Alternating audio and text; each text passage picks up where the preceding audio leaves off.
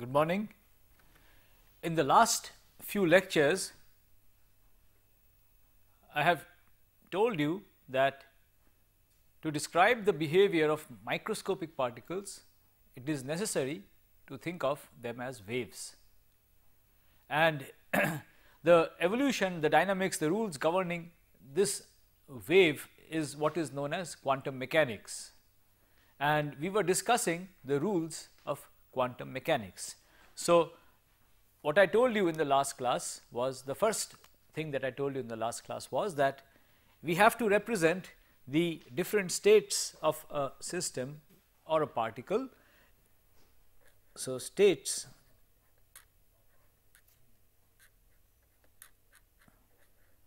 are represented by different wave functions psi. So, corresponding to every possible state of a particle, there is a wave function psi. So, if I have a different state, then I am going to have a different wave function. And I also told you that the wave function psi is governed by the Schrodinger wave equation.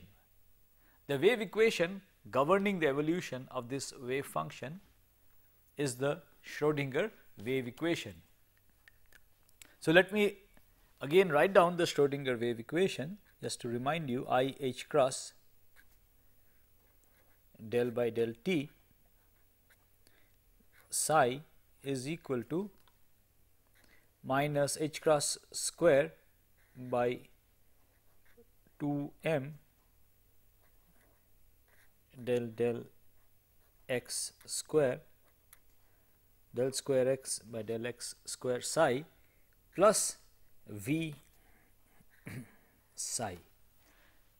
So, this is the wave equation governing the wave psi, the wave function psi, in a situation where the particle is restricted to move only in one dimension, one direction, which is the x direction, and where the particle has is in a potential which is represented by v. So, the external influences on the particle are there in this potential v.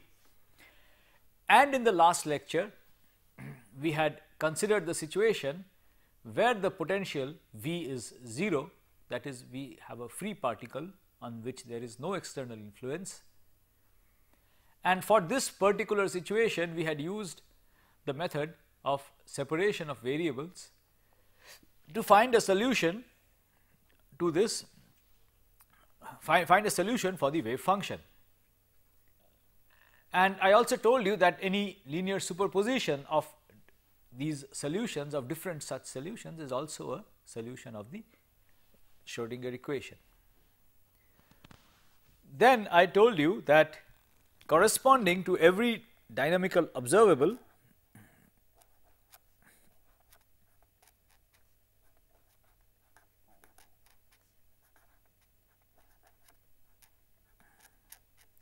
there is a Hermitian operator.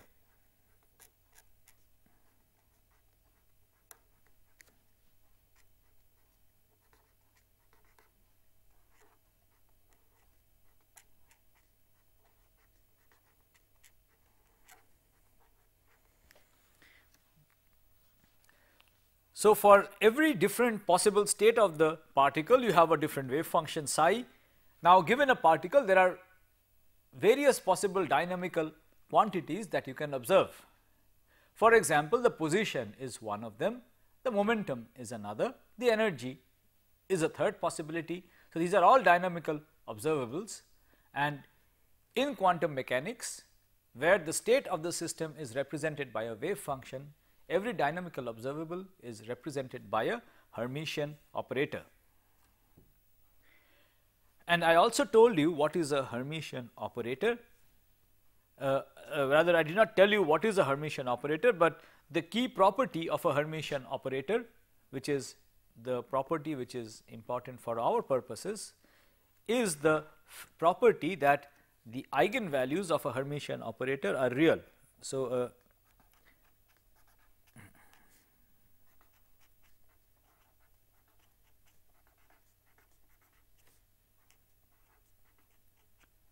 so, we are not going into the definition of a Hermitian operator.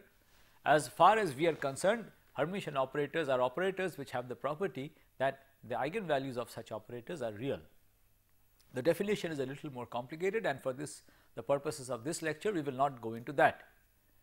So, the second point, let me repeat it again, is that corresponding to every dynamical observable there is an operator which acts on these wave functions, and these operators corresponding to dynamical observables are Hermitian operators. The crucial property of Hermitian operators is that their eigenvalues are always real. I also told you what the operator corresponding to the position is, what the operator corresponding to the momentum of the particle is, and what the operator corresponding to the energy, or more precisely the Hamiltonian, is. And these operators are all guaranteed to have real eigenvalues. So, this is what we had discussed in the last lecture. Now, in today's lecture, we are going to discuss, mainly focus on what happens when we make a measurement.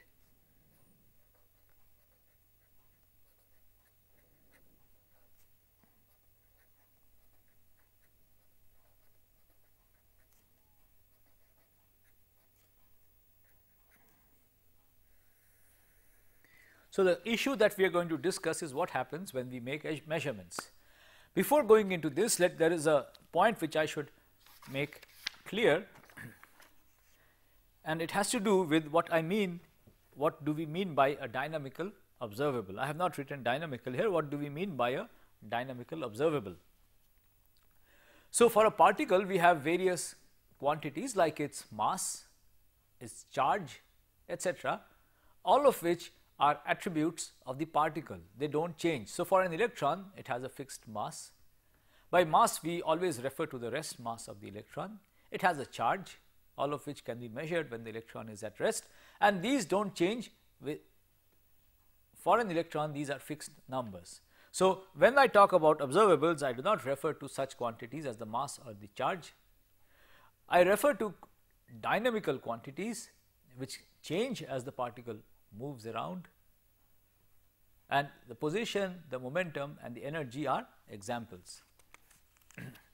So, now let us get down to the situation that we wish to discuss, and the question that we are going to discuss, we are going to start our discussion with, is as follows. There is a particle which has a state which is described by a wave function psi. So, there is a particle which has a state, which is in a state which is described by a wave function psi. So, what I can say is that the particle has a wave function psi, and let us consider a situation where we measure the momentum of the particle. So, we measure the momentum of the particle.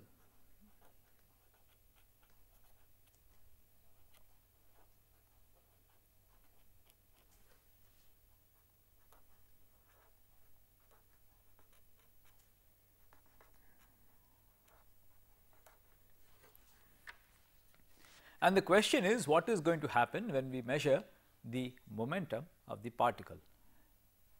So, there are two possibilities which we will discuss. There are two possible situations which can arise when I make a measurement of the momentum. The first possibility is that when psi, so let me consider the first possibility which I will refer to as A. So, the first possibility is if psi is an eigenfunction of the operator corresponding to momentum.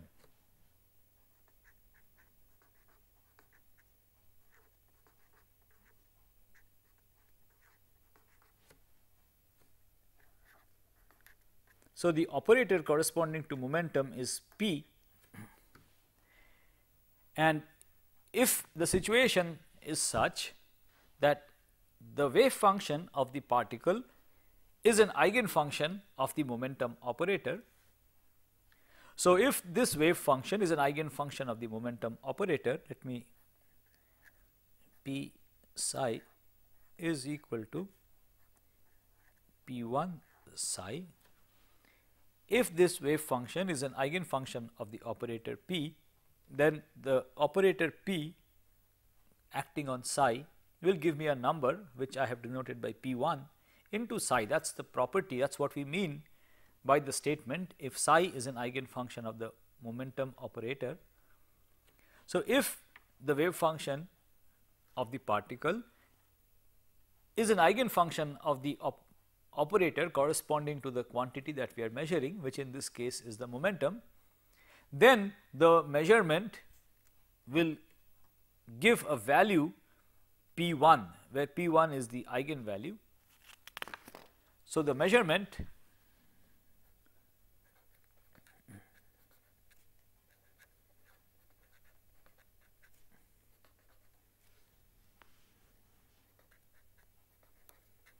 is going to give the eigenvalue P1, and in this measurement process the wave function is not going to change. So, let me write it here, wave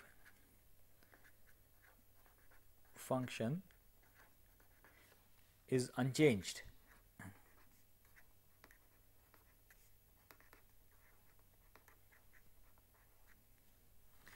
So, if the question, let me remind you again, the question which we are addressing is that we have a particle which has a wave function psi, and the question is what happens when we measure the momentum of the particle. And we are first discussing a situation where the wave function psi is an eigenfunction of the momentum operator, which is the operator corresponding to the quantity that we are measuring. If this psi is an eigenfunction of this operator with an eigenvalue P1, then the measurement is going to yield a value P1 for the momentum. The eigenvalue is the value that I am going to get when I measure the momentum, and the wave function is unchanged by the act of measurement. So, if I repeat the measurement, if I repeat and I measure the momentum again, I am again going to get the same value P1 because the wave function is unchanged. So, this is what happens when I have a particle in a state which is an eigenfunction of the operator corresponding to the observable that I am measuring. Now, let me next consider a situation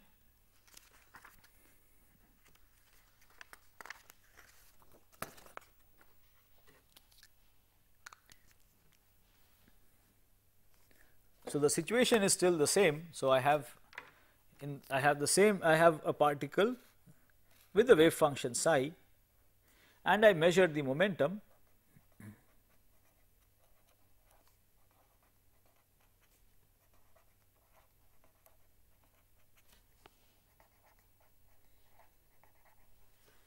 But in this case B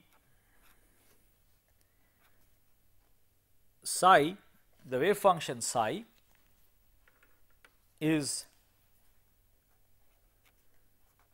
not an eigenfunction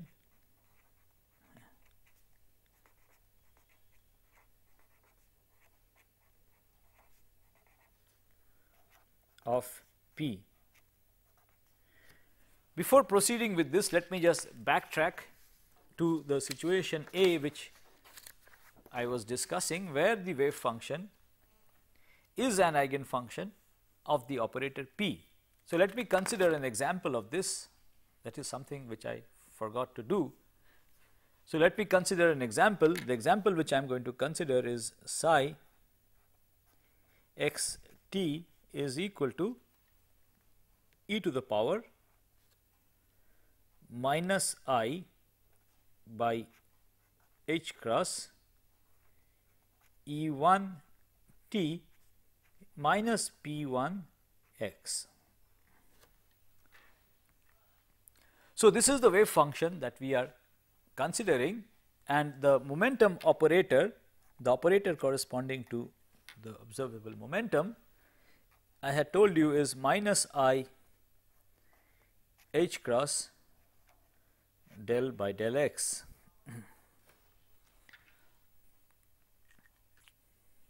So, let us see what happens when this operator acts on this wave function.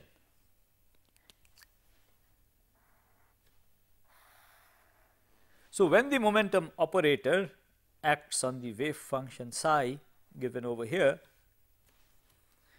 what we have to do is we have to multiply this wave function by minus I h cross and then differentiate it with respect to x.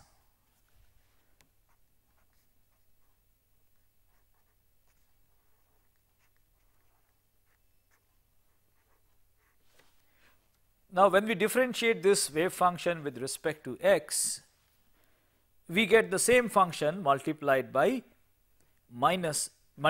I p by h cross. So, we get the same function multiplied, when I differentiate we get the same function multiplied by this is equal to minus I h cross, and the derivative of this function is I p by h cross into psi, right. That you can check easily if you differentiate this with respect to x. This is e to the power I by h cross into p x, the minus here and minus here give plus. So, when I differentiate it I will get e to the power I p by h cross into psi, and this p 1 into psi, because there is a p 1 here, and this gives me p 1 minus I into I is 1, h cross cancels out, this gives me p 1 into psi. So, it is clear that this wave function is an eigenfunction of the momentum operator, and it has an eigenvalue p 1, the constant that appears over here. So, for this wave function, if I make a measurement of the momentum, this wave function is an eigenfunction. If I make a measurement of momentum, I will get the value p 1, and if I, in this process of measurement, the wave function is unchanged. So, if I repeat the experiment, I will again get the value p 1. If I repeat it again, I will still get the value p 1. So, in this process the wave function is unchanged. Now, let us go back to the situation where the wave function psi is not an eigenfunction of the momentum operator. Question is, what will happen now?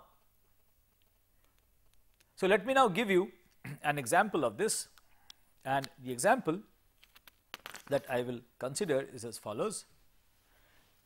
We have a wave function psi x t, which is equal to 3/5 e to the power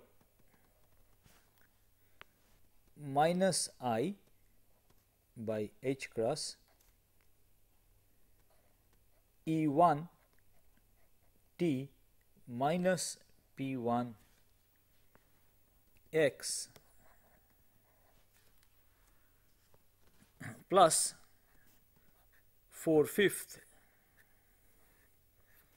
e to the power minus I by h cross E 2 t minus P 2 x. So, note that this wave function is a superposition of two wave functions which look like this, with different constants, the constants being E 1 and E 2, P 1 and P 2. So, this itself is an eigenfunction of the momentum operator with eigenvalue P 1. This itself is an eigenfunction of the momentum operator with eigenvalue P 2. The question is now, what happens when I make a measurement of the momentum for this wave function, which is a combination of two eigenfunctions. This wave function itself is not an eigenfunction of the momentum operator. Remember, the wave function that we are dealing with now is a superposition of two different eigenfunctions of the momentum operator, and this is not an eigenfunction of the momentum operator. The question is, what happens when I make a measurement of the momentum? Now, what happens is as follows. This wave function is a superposition of two eigenfunctions, each of which, this one has an eigenvalue p 1, this one has an eigenvalue p 2. So, what happens when I make a measurement is that, so when I make a measurement of the momentum for the wave function psi, I can get one of two possible outcomes, the P1 or P2. So, when I make a measurement of momentum for a wave function which is not an eigenfunction of the momentum operator, then the value that I get is one of the eigenvalues. So, what I have to do is I have to express this wave function in terms of eigenfunctions of the momentum operator, which is what I have done here. So, the wave function psi, which is not an eigenfunction of the momentum operator, is a superposition of two different eigenfunctions. So, whenever I make a measurement of the momentum, I will get either this value or this value. I will get either P1 or P2, because this wave function psi is a superposition of two eigenfunctions with eigenvalues P1 and P2. We could have considered a situation where psi is a superposition of three eigenfunctions, P1 with value P1, one with value P2, one with value P3. In such a situation, if I were to measure the momentum, I would get one of these three momentums when I make a measurement of the momentum, one of these three values. So, whenever I make a measurement, I will get one of the eigenvalues of the operator. So, the act of measurement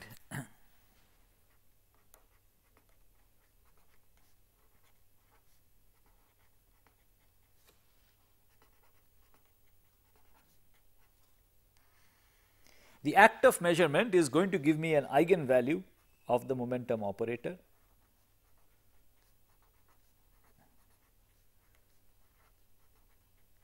and the psi. So, the eigenvalues, the possible eigenvalues here are P1 and P2, and the psi, the wave function itself, is going to change. If I get P1 as my momentum, then the wave function after the measurement is going to be psi 1. If I get the momentum P2 as my result, then the wave function after the measurement is going to be psi 2.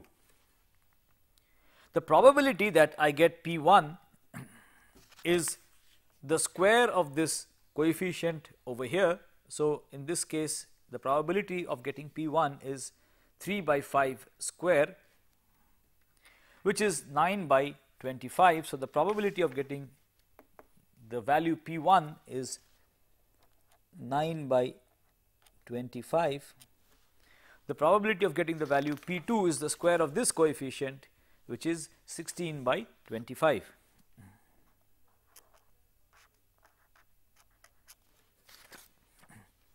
So, let me summarize these here again. So, there is a probability. So, when I do a measurement of the momentum,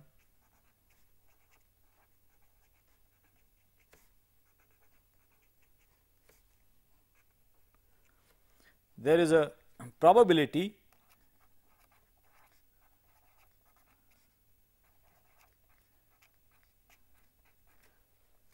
three by 5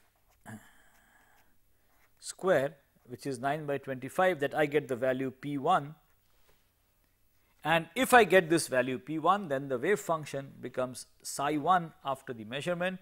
There is a probability 4 by 5 square that I will get the value P2.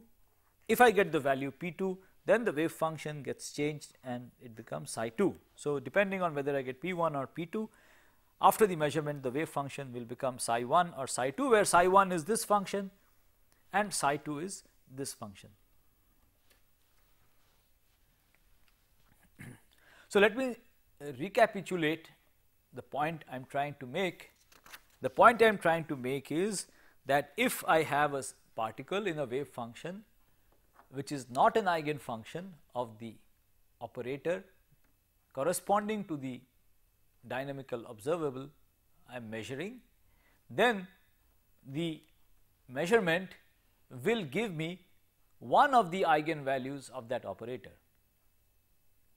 So, the momentum operator, for example, can have different eigenvalues. The act of measurement is going to give me one of the eigenvalues, and I can calculate the probability of getting any particular eigenvalue. So, what I have to do is I have to expand this wave function in terms of eigenfunctions of the momentum operator, which is what I have done for this particular wave function psi. It is possible in general to always expand any arbitrary wave function in terms of eigenfunctions of these observable quantities.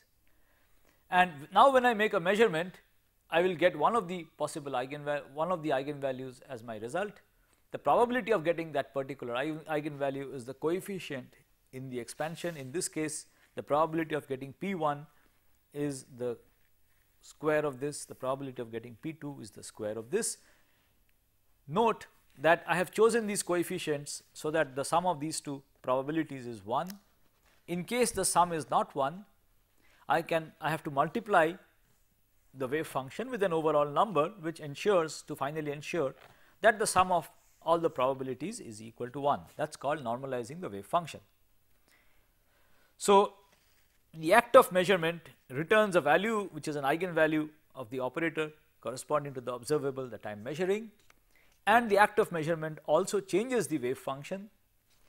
So, if I start with the wave function psi and I make a measurement of the momentum, if I get a value P1, then after the measurement I can say that the wave function has changed and it has become psi 1, that is the eigenfunction corresponding to P1. If instead I had got the value P2, I could say that after the measurement the wave function is has now changed to psi 2, where psi 2 is the eigenfunction corresponding to this eigenvalue.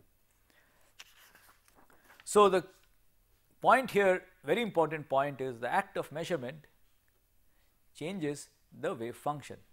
It is only when the wave function is an eigenfunction of the operator that you are measuring, the variable that you are measuring, that the wave function does not change. In any general situation, if I make a measurement, it will change the wave function, and the wave function will go over to one of the eigenfunctions of the operator corresponding to the observable that I am measuring. And I have given you an example with this particular wave function and where we make a measurement of the momentum. I can have two possible outcomes P1, P2. If I get the outcome P1, I know that after the measurement the wave function is this. If I get P2, then I know that after the measurement the wave function is this. The coefficient outside has to be chosen to normalize the wave function. So, I have told you what happens in both the situations, one where the wave function is an eigenfunction of the operator corresponding to the observable that we are measuring. The second, where the wave function is not one of the eigenfunctions of the operator corresponding to the observable that we are measuring. With this background, we can now go back and interpret the wave function that we had derived in yesterday's lecture. In yesterday's lecture, we had solved the Schrodinger equation, and the solution that we obtained for a free particle where there is no potential. We used the method of separation of variables to obtain a solution, and the solution that we obtained was psi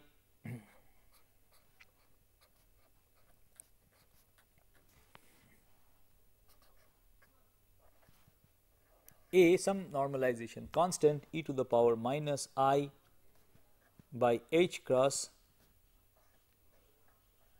E1 t minus P1 x.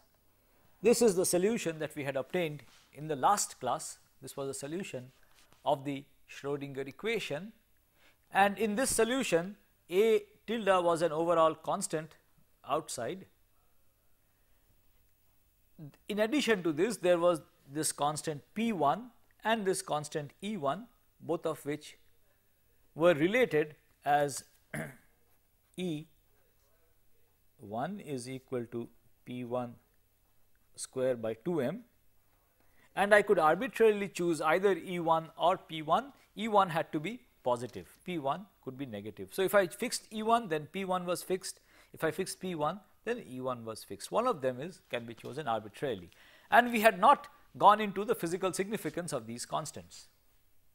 Now, let us ask the question, what happens if I measure the momentum of the particle if it is described by this wave function. So, there is a particle which is described by this wave function, which we saw was a solution to the Schrodinger equation, free particle described by this wave function. Let us ask the question, what happens if we measure the momentum?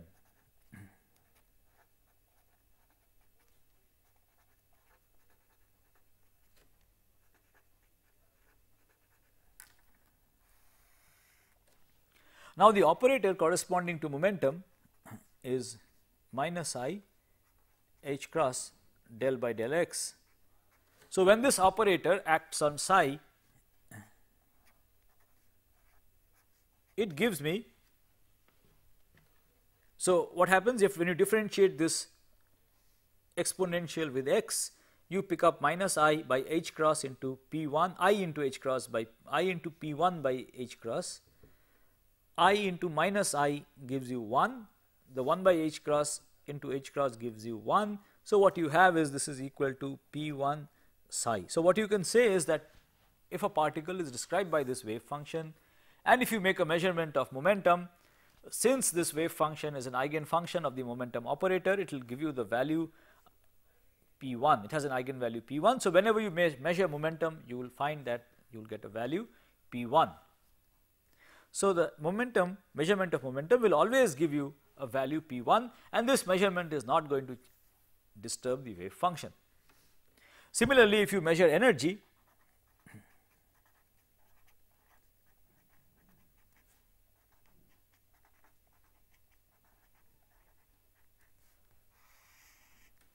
the operator, the Hamiltonian operator, whose eigenvalues are the energy. So, strictly speaking, there is a Hamiltonian operator which gives you the energy of the particle. The Hamiltonian is the energy of the particle. So, the Hamiltonian operator is I h cross del by del t,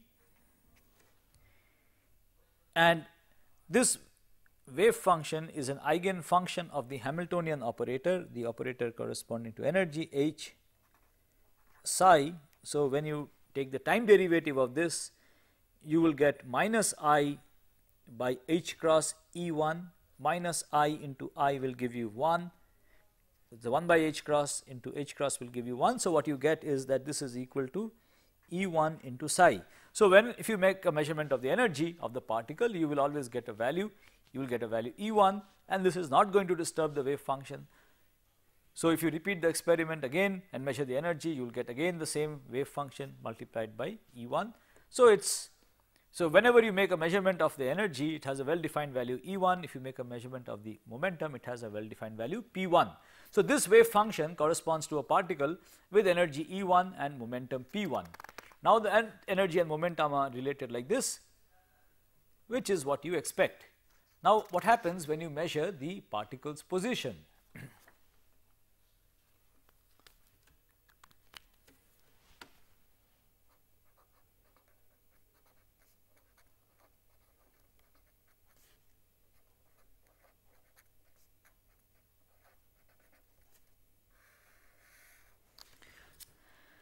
Now, when the position operator acts on this, it basically multiplies this with x. So, it is clear that this function, this wave function is not an eigenfunction of the position operator. We have discussed what will happen when you make a measurement of the position.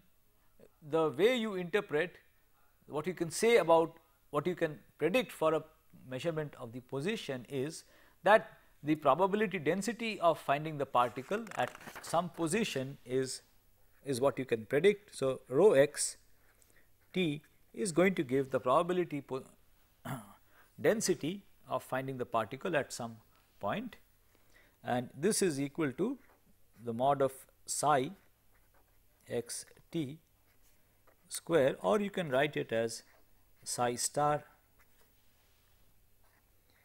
x t into psi x t. Now, let us look at the wave function that we have this wave function.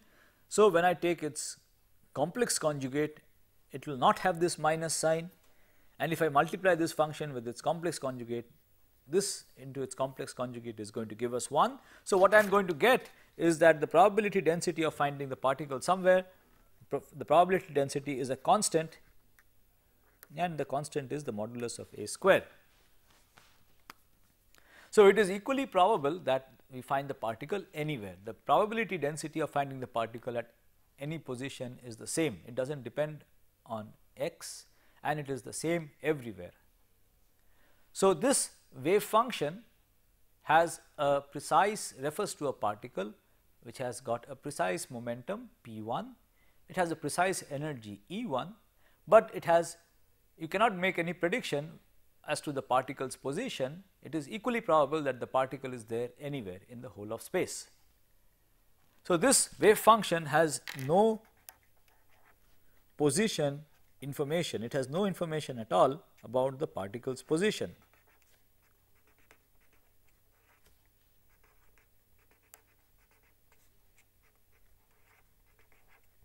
So, this is the interpretation of the wave function which we had derived in yesterday's class. It has very precise information about the particle's momentum. You can interpret this constant as being the particle's momentum, you can interpret this constant as being the particle's energy, but it has no information at all about the particle's position. Momentum and energy are very absolutely well defined, but the uncertainty in the momentum in the position is infinite. It has no information about the particle's position. So, the first point is that this wave function is consistent with the de Broglie hypothesis, the de Broglie principle. And so, the Schrodinger equation is the Schrodinger wave equation essentially incorporates the de Broglie hypothesis. It incorporates the prediction of de Broglie regarding the relation between the wave number and the energy, the momentum, the angular frequency and the energy. So, it is consistent with that. We also find that this wave predicted by the Schrodinger wave equation has very precise energy and momentum, but it has no position information. So, this is quite consistent with the Heisenberg uncertainty principle which I had told you about. It tells you that there is a fundamental restriction to the accuracy with which you can determine the position and momentum of the particle, simultaneously determine the position and momentum of a particle, and the uncertainty in the position, the uncertainty in the momentum, the product of these will be of the order of h, at least of the order of h, maybe more, could be more than this, but it cannot be very less than this. So, the product of the uncertainty in the position and momentum is going to be of the order of h. In this particular case, the wave function that we have seen, there is no uncertainty in the momentum, this uncertainty in the momentum is 0. As a consequence, the uncertainty in the position has to become infinite, because the product has to be of the order of h, cannot be less than this. So, if this is 0, this has to become infinite. So, this uncertainty principle is so you see the wave nature is basically I mean, if you want to have your if you want the particle to have a wave, to be described by a wave, it is absolutely essential that it's a consequence basically that if you want to have a wave picture, there is going to be an inherent uncertainty in the position and in the product momentum. Right. Let me illustrate this with one more example. Consider a situation where we have a particle which is incident like this, in this direction. So, we are supposed to, in quantum mechanics, we know that we should think of this as a wave. So, we have a wave propagating like this, and the wave fronts, now we know what the wave fronts look like. The wave fronts are going to be like this. So, what we have is a particle, we will call this the x direction.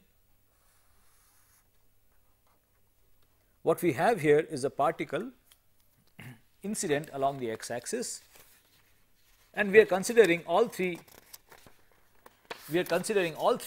directions now. So, we have a particle incident along the x axis, the particle is described by a wave function like this, It is now a function of x, y and z all three, but it depends only on x. So, we have a particle incident along the x axis, it has a well defined energy, it has a well defined momentum, but we have absolutely no information about the particle's position. It is equally likely the probability of finding the particle is all the same everywhere. So, this particle is propagating along the x axis. Now, what we do is we introduce a slit over here, a slit of width delta y. So, before the particle is incident on the slit, the wave fronts are now parallel to the y, this we will call the y axis, this is the x direction. The wave fronts are parallel to the y axis, and the probability of finding the particle anywhere is the same because it has no y dependence. So, the mod square of psi is constant, actually it is a constant everywhere. Now, what happens when the particle is incident on the slit? When the particle emerges, we know that the uncertainty in y is of the order of delta y, because the particle has been blocked here and here. So, we know that when the particle emerges, the uncertainty in y has been reduced and it is now of the order of delta y.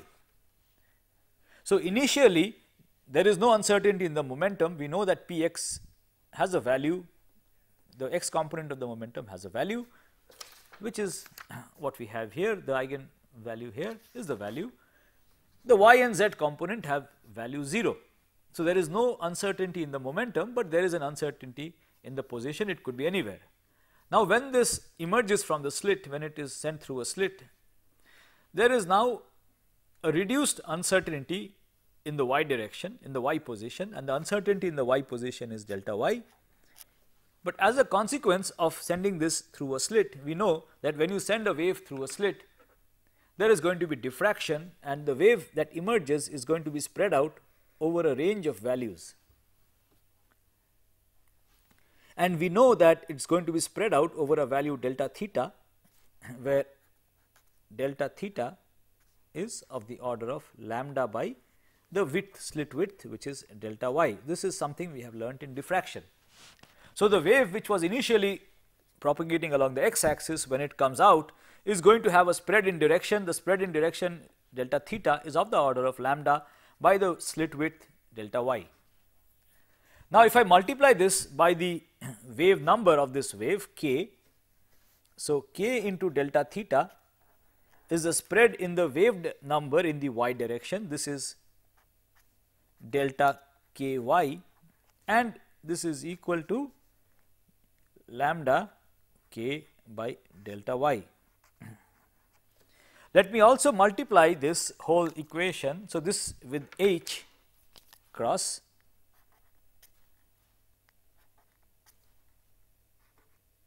and what it tells me is that the spread in the momentum of the particle in the y direction, in this direction, is this is the spread in the momentum h into delta ky. So, the spread in the momentum delta py is equal to lambda into the initial momentum k into h cross p divided by delta y.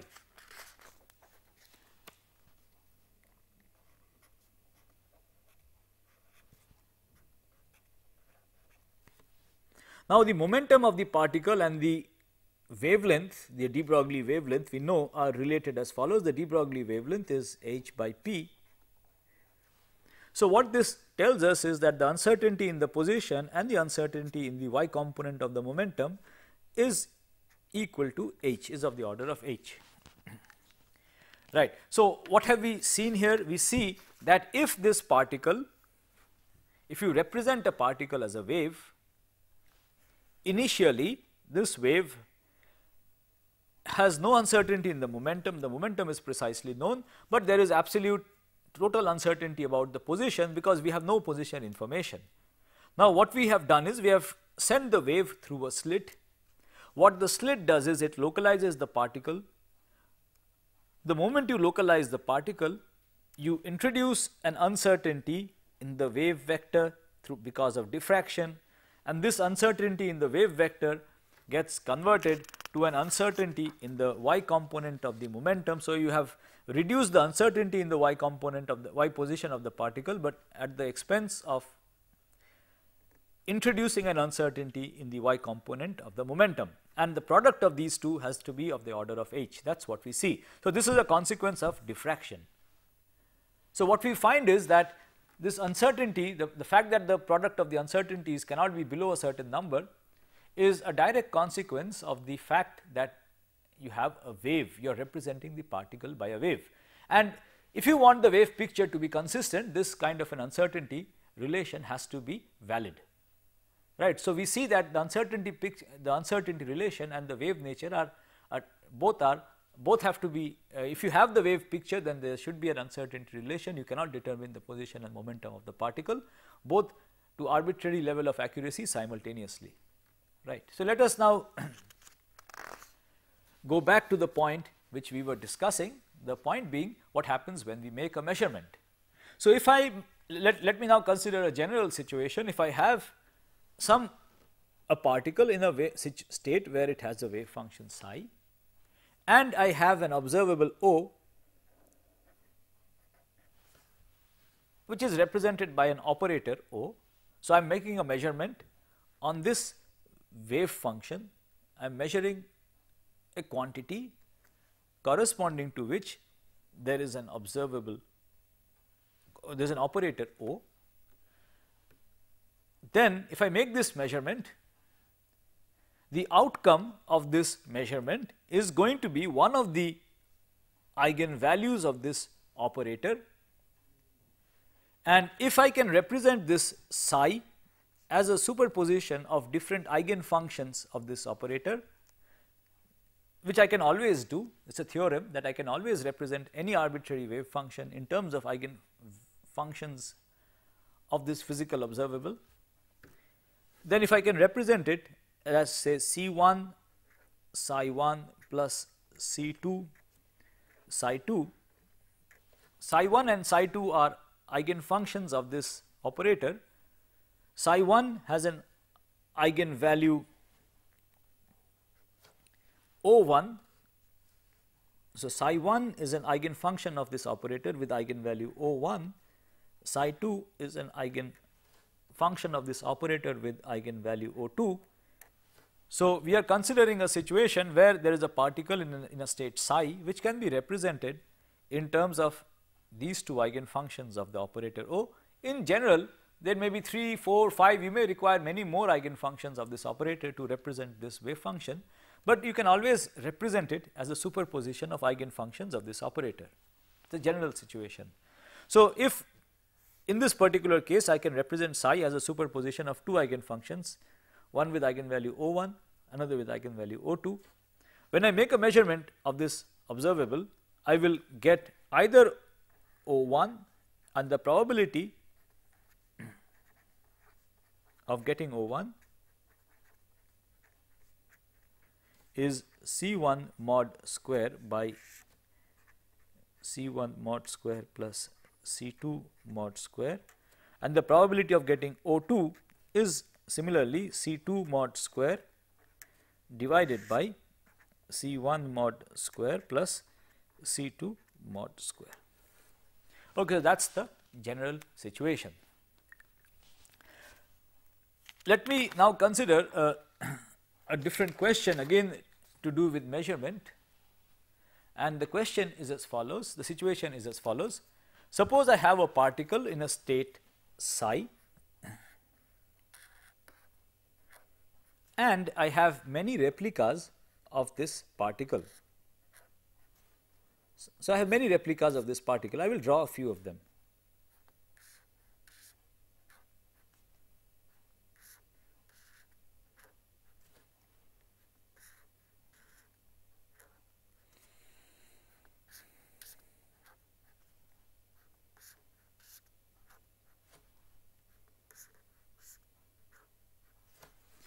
And the situation that we are going to consider is that I have this particle, many replicas of this particle, all in exactly the same state psi, and what I do is I measure the momentum of the particle, and this state psi is not an eigenfunction of the momentum operator.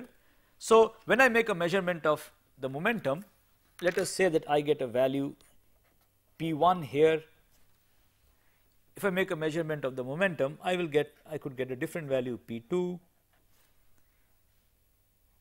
I will get the first value P1, here I could get a different value P3, here I get P1, here I get P2, P1, P2, P2. So, the situation that I am considering is as follows. I have a particle which is in a certain state psi. I have many replicas of this particle, all of them are in exactly the same state psi. Now, what I go and measure the momentum of the particle. Particle is exactly identical and I have many replicas of it, but it is not an the state psi is not an eigenfunction of the momentum. So, I cannot predict exactly what outcome I am going to get. What I can predict is the probability of different outcomes. The outcome is going to be an eigenvalue of the momentum operator. So, if I do the experiment, I can predict what the probability of getting a particular eigenvalue is, and suppose I do it, then I will get one of the eigenvalues. So, here I get P1, a possible eigenvalue of the momentum operator. Here I get P2, which again is an possible eigenvalue of the momentum operator. Here I get P1 again, here I get P3, etc. Now, the question is, what is the expectation value or the mean value of the momentum?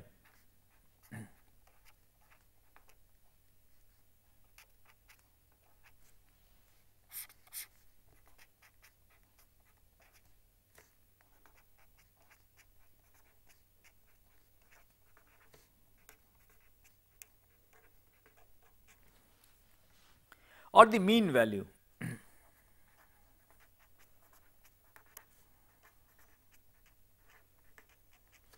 So, if I do the experiment, if I have many replicas, I can predict what the mean value, I can calculate what the mean value is going to be. If I get P1 10 times, if I get P2 3 times, if I get P3 4 times, I will multiply 4 into P1 plus whatever 10 into 4 P1 plus 4 into P2, etc., and divide by the total number. That will tell me the mean value. The question is, how can I predict what the mean value of the momentum should be from the wave function? So, the way to calculate the mean value or the expectation value, the value that I expect to get if I do the experiment only once, the way I can calculate that, this is what we call this, the expectation value or the mean value is through this integral minus infinity to infinity psi star the momentum operator P into psi dx. This integral gives me makes a prediction for what the mean value is going to be. I can now do the experiment, have many replicas of this particle in this state psi, and then measure the value of P that I get in all of these experiments and then calculate the mean. I am going to get P1 some number of times, P2 some number of times, P3 some number of times. So, I am going to get all the possible eigenvalues some number of times and then I can calculate the mean. I can predict what the mean should be from the wave function by doing this integral. So, the integral that I have to do is as follows. I have the wave function psi, which the particle, that is the state in which the particle is. I act with the momentum operator. Remember, the momentum operator is minus I h cross del by del x psi.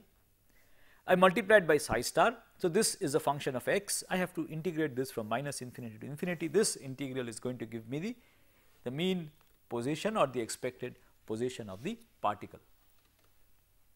Let me stop today's lecture over here and take up the question of how to calculate the uncertainty in the momentum and related issues in the next lecture.